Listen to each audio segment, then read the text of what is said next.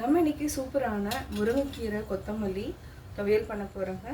அதாவது என்னென்னா, இது சைட் டிஷ் எதுவுமே தேவையில்லை. இதுக்கு 1/4 டீஸ்பூன் கடுகு, 1/4 டீஸ்பூன் சீரகம், 3/4 டீஸ்பூன் அளவுக்கு தனியா விதை எடுத்துக்கலாம்.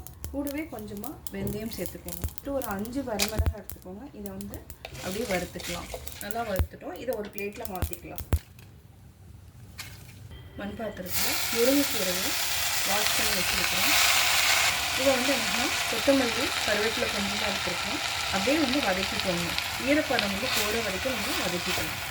ஒரு 3 மினிட்ஸ் லோ ஃப்ளேமில் வச்சு வதக்கினீங்கன்னா ஈரப்பதம் போயிடும்.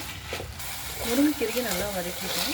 இப்போ நம்ம ஆல்ரெடி வந்து வறுத்து வச்சுருக்கிற பொருள் கூட ஆட் பண்ணிக்கலாம். கொஞ்சமாக சின்ன நெல்லிக்காய் அளவுக்கு புளி சேர்த்துக்கலாம். கூடவே கல்லுப்பு சேர்த்துக்கலாம். இதை அரைச்சி எடுத்துகிட்டு வந்துடலாம். நம்ம அதே மண் பாத்திரத்தில் நல்லெண்ணெய் 2 டீஸ்பூன் அளவுக்கு ஊற்றிக்கோங்க. இதுக்கு முக்கியமான இன்க்ரீடியன்ட்ஸ் பூண்டு ஒரு 10 பல்ல பொடியாக நறுக்கி வச்சுட்டு ஆட் பண்ணிக்கோங்க. நல்லா எண்ணெயிலே வந்து பொரியணும். கூடவே சின்ன வெங்காயம் ஒரு 5 வெங்காயத்தை பொடியாக நறுக்கி வச்சுக்கோங்க. ஒரே ஒரு வரமிளகாய் சேர்த்து இந்த மாதிரி நல்லா மிக்ஸ் பண்ணுங்கள். இப்போ அரைச்சி வச்சுருக்கிற முருங்கைக்கீரை, கொத்தமல்லி, ஸ்பைசஸ் எல்லாத்தையுமே ஆட் பண்ணிக்கலாம்.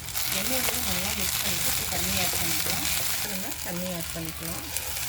இன்னும் கொஞ்சம் கூட தண்ணி ஆட் பண்ணி மூடி வச்சிட்டிங்கன்னா ஒரு 2 to 3 மினிட்ஸில் நல்லா சுண்டி அப்படியே வந்து எண்ணெய் வந்து லைட்டாக பிரியும். அந்த ஸ்டேஜில் ஆஃப் பண்ணிக்கணும்.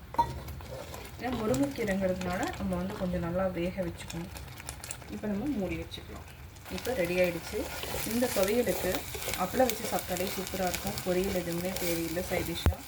இதே மாதிரி ட்ரை பண்ணி பாருங்கள். இது சாதத்துக்கு கூட சாப்பிட்டு பாருங்கள். கட்டாயம் உங்களுக்கு இந்த வீடியோ பிடிக்கும். பிடிச்சவங்க லைக் பண்ணுங்கள், ஷேர் பண்ணுங்கள், கமெண்ட் பண்ணுங்கள். மறக்காமல் தமிழ் சமையல் சேனலை சப்ஸ்கிரைப் பண்ணுங்கள். தேங்க்ஸ் ஃபார் வாட்சிங். இந்த துவையல் கூட ஒரு கரண்டி சாதத்தை போட்டு நல்லா மிக்ஸ் பண்ணுங்கள். அப்படி சாப்பிட்டு பார்த்தீங்கன்னா அமிர்தம் மாதிரி இருக்குங்க. வாசனையே நல்லா கமன்னு தூக்கலாக இருக்குது. ஆஹா, இதை அப்படியே நம்ம சாப்பிட்டு பார்த்துட்டு டேஸ்ட்டு சொல்கிறேன்.